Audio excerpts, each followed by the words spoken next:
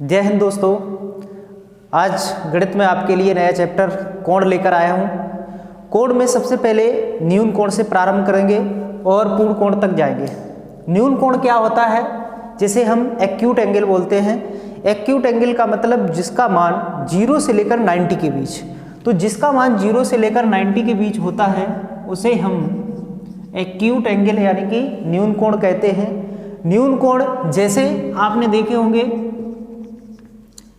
यानी कि 20 degree, 30 degree, 45 degree या 50 डिग्री या 70 डिग्री, ये सभी कोण आपके न्यून कोण कहलाते हैं। यानी कि जिन कोणों का मान 90 डिग्री से कम होता है वो न्यून कोण कहलाते हैं।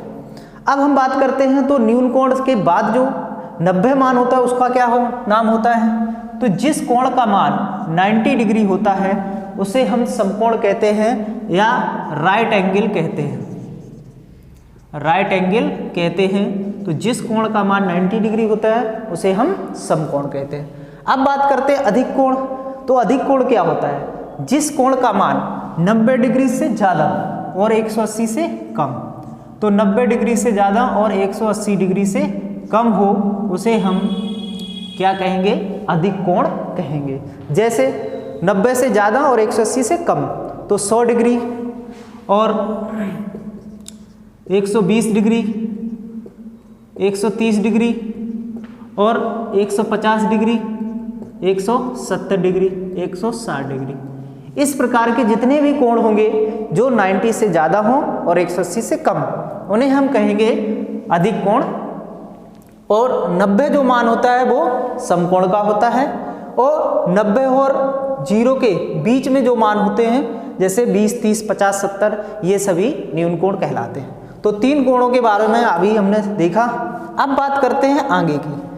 जैसे यहाँ पर इस प्रकार से यदि कोई फिगर बना हुआ है, कोण को दर्शा रहा है, तो यहाँ से अगर हम कोई 30 कोण बताते हैं और ये टोटल कोण कितना है 90, तो ये हो गया न्यून कोण, ये हो गया समकोण पूरा।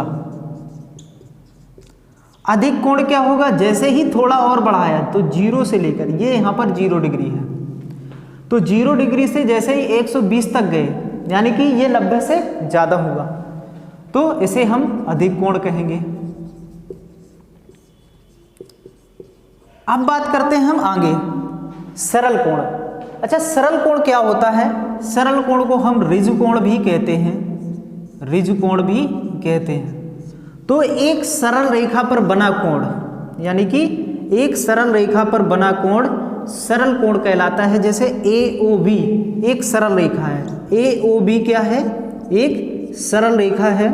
इस सरल रेखा का बना कोण, तो सरल रेखा पे बना कोण हमेशा 180 डिग्री होता है। तो ये आपका 180 डिग्री कोण है। जैसे हम यहाँ से इस प्रकार से दर्शाएं तो यहाँ से टोटल 180 डिग्री होगा, जिसे हम सरल कोण कहेंगे। तो सरल कोण का मान होता है 180 डिग्री। इस प्रकार आपने फिगर में देख रहे होंगे 0 से लेकर 30 तक यानी कि 90 के बीच तक सभी न्यून कोण होंगे। अगर 90 डिग्री मान होगा तो समकोण होगा। 0 से लेकर 120 तक यानी कि 90 से ज़्यादा है तो अधिक कोण है। और यदि 0 से पूरी एक सरल रेखा बनाएगा तो वो सरल कोण कहलाएगा, मतलब 180 डिग्री। इसी सरल कोण का मान है ऋजु कोण नाम। अब आता है बृहत कोण। बृहत कोण का मतलब इस प्रकार से और एक रेखा बढ़ाए। यहाँ पर आप देखिए, यहाँ से आपने बढ़ाई एक रेखा, तो ये रेखा इस प्रकार से बढ़ी, तो जैसे ही 180 डिग्री से अधिक होगा जिसे हम बृहत कोण या प्रतिवर्ती कोण कहते हैं। बृहत कोण या प्रतिवर्ती कोण कहते हैं जिसका मान 180 डिग्री से ज़्यादा होता है। तो 180 डिग्री से ज़्यादा और 360 से कम उसे हम कहेंगे बृहत कोण। जैसे 200 डिग्री, 270 डिग्री, इस प्रकार के कोण यानी कि 180 डिग्री से ज़्यादा, 360 डिग्री से कम। जैसे हमने लिखा 270 डिग्री, ये कहेंगे प्रतिवर्ती कोण। ये होगा प्रतिवर्ती कोण होगा। 200 भी हो सकता है, 270 भी होगा, 260 भी होगा, 300 डिग्री, ये सभी प्रतिवर्ती कोण कहलाएंगे। अब बात करते हैं पूर्ण। जैसे ही ये रेखा पूरी हो जाएगी तो 360 कोण, 360 कोण जब बन जाएगा उसी को कहेंगे पूर्ण कोण। पूर्ण का मतलब होता है एक व्रत, जब एक पूरा व्रत बन जाएगा उसे ही हम पूर्ण कहेंगे, तो इसे पूर्ण कोण कहते हैं। इस प्रकार मैंने देखा कि 0 से जैसे ही प्रारंभ किया तो 0 से प्रारंभ होके 20, 30, 50, 70 न्यून कोण होते हैं, 90 डिग्री बन गया तो समकोण, 90 से ज़्यादा अधिक कोण, और फिर 90 से और फिर उसके बाद एक सीधी रेखा बना ली तो 180 डिग्री यानी कि सरल कोण। तो ये सरल कोण यानी कि सीधी रेखा पे बना कोण सरल कोण। फिर उसके बाद 180 से ज़्यादा 360 तक तो वो बनेगा प्रतिवर्ती कोण, 200, 270, 260, 300, 310 इस प्रकार। 360 पूरा एक सर्किल बना लेगा, पूर्ण कोण कहलाएगा। इस प्रकार हमने इन कोणों के बारे में, और सरल कोण का दूसरा नाम होता है ऋज कोण और बृहत कोण का दूसरा नाम प्रतिवर्ती कोण। जैसे आपके 270, 200, 260 ये सभी प्रतिवर्ती कोण हैं। ठीक, नेक्स्ट देखेंगे। आगे हम देखेंगे पूरक कोण, संपूरक कोण और कोटिपूरक कोण। जैसा कि हमने अभी आपको बताया था कि सरल कोण, तो जो सरल कोण होता है, ऋजु कोण होता है, एक सरल रेखा पे बना कोण होता है, उसी को हमने सरल कोण कहा, तो 180 डिग्री। इसी प्रकार से 180 डिग्री के मान को संपूरक कोण भी कहते हैं।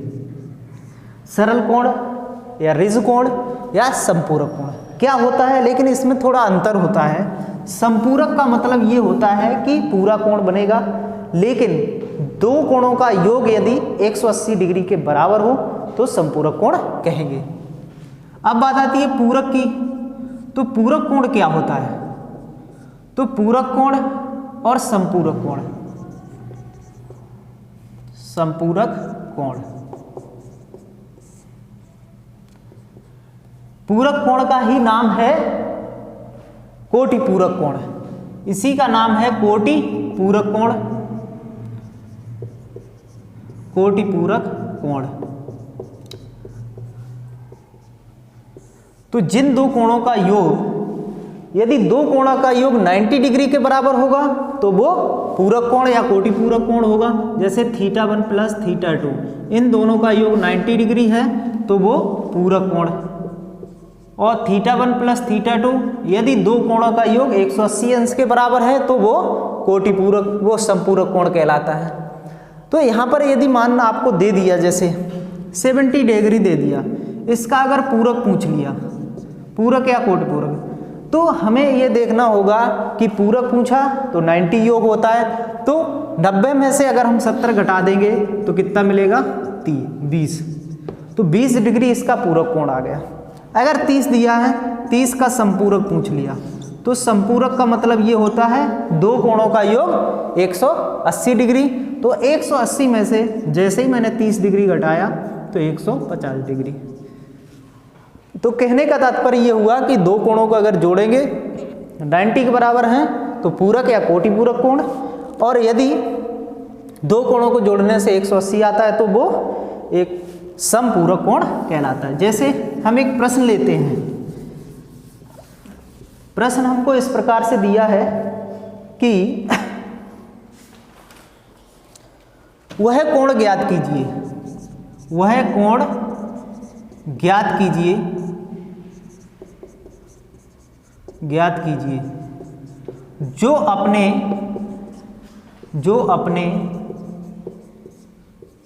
पूरक के बराबर हो, पूरक के बराबर हो। कहने का तात्पर्य यह है कि हमें वह कोण ज्ञात कीजिए। तो इसके लगाने के दो तरीके हैं। कोण यदि मान लीजिए आपने थीटा मान लिया, तो इसका अगर हम पूरक कोण निकालेंगे तो पूरक कोण क्या होगा? क्योंकि हमने बताया है कि दो कोणों का योग 90, तो थीटा दिया गया 90 माइनस थीटा। शर्त के अनुसार पूरक कोण अपने पूरक के बराबर है, तो कोण उसके पूरक के बराबर हो गया, यानी कि कोटिपूरक या पूरक। तो कोण है थीटा, पूरक उसका निकाला 90 माइनस थीटा, थीटा इधर आएगा 2 थीटा माइनस का है, तो थीटा की वैल्यू आ जाएगी 90 माइनस 90 अपॉन 2 यानी कि 45। तो कहने का तात्पर्य ये हुआ कि 45 डिग्री का वह कोण है जो अपने पूरक के बराबर है। अब दूसरी मेथड से यदि निकालते हैं तो एक सिंपल सा तरीका है कि θ1 और प्लस θ2 दो कोणों का योग यदि 90 डिग्री है और कोण का यानी कि ये वाला मान इसके पूरक का बराबर है तो θ1 θ2 आपस में बराबर है। जैसा कि प्रश्न में कहा कि कोण जो है ना अपने पूरक का बराबर है, तो ये कोण इसका पूरक है, मतलब इन दोनों को पूरा करने के लिए 90 के बराबर। तो हम यहाँ पर रख देंगे θ1 प्लस θ2 बराबर 90, 2θ1 बराबर 90, तो θ1 बराबर 90/2 बराबर 45 डिग्री। तो यानी कि जो कोण निकलेगा वो कितना आया 45 डिग्री। कैसे भी आप लगा लीजिए इस प्रकार से आ जाएगा।